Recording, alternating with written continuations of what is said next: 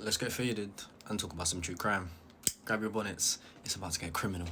Now, the first true crime case we're going to talk about is one that's pretty well known, but I want to introduce this series correctly, and that is the Zodiac Killer. Now, the Zodiac Killer was claimed to have taken out 37 people, but only 5 were confirmed. Understand, he was, well, we know it's a he, even though it was an unidentified serial killer in Northern California, mainly between 1968 and 1969. That motherfucker took out 37 people between a single year. In a singular year, 37 people's lives were taken like that. Now, the confirmed attacks were Lake Herman Road in the 20th of December 1968. Victims David Faraday and Betty Lou Jensen, 17 and 16 respectively, were attacked in a parked car near Vallejo. Both of them died. This is usually treated as the first confirmed Zodiac attack. I have like a whole brief if you couldn't tell. Now, understand, he is confirmed linked to 5 of them and 2 surviving victims, but 37 victims were claimed in his letters. So, if the case gets solved somehow, some way, and those 37 actually happen, that's even crazier. Confirmed attack number 2, 4th of July 1969, Darlene Ferrin, 22, was killed. Michael Majot, 19, survived. The killer shot them in a parked car. Majot later gave a description, but the case never was solved.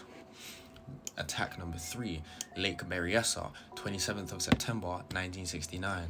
Victim Cecilia Shepherd, 22, killed. Brian Hartnell, 20, survived. This one is visually the most infamous. This one is the one that's constantly, being talked about when it's like the Zodiac Killer. The attacker wore a hooded costume with the Zodiac cross circle symbol and stabbed them by the lake. He was really deep into this like psyche persona type shit.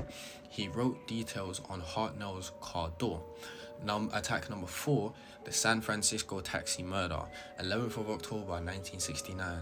Victim Paul Stein, 29. Zodiac shot him in the cab, then mailed a piece of Stein's blood-stained shirt to prove responsibility. Like, this is the one where he really went crazy. This was the closest that police could have ever got into him, but they still didn't manage to grab him.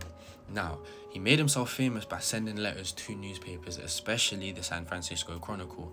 He was using the cross circle symbol and he was saying, oh, put this in the news, put this in the news, put this in the news.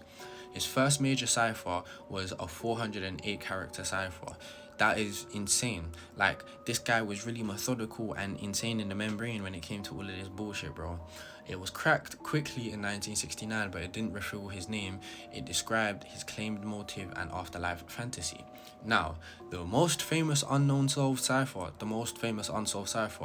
was the Z340, which was finally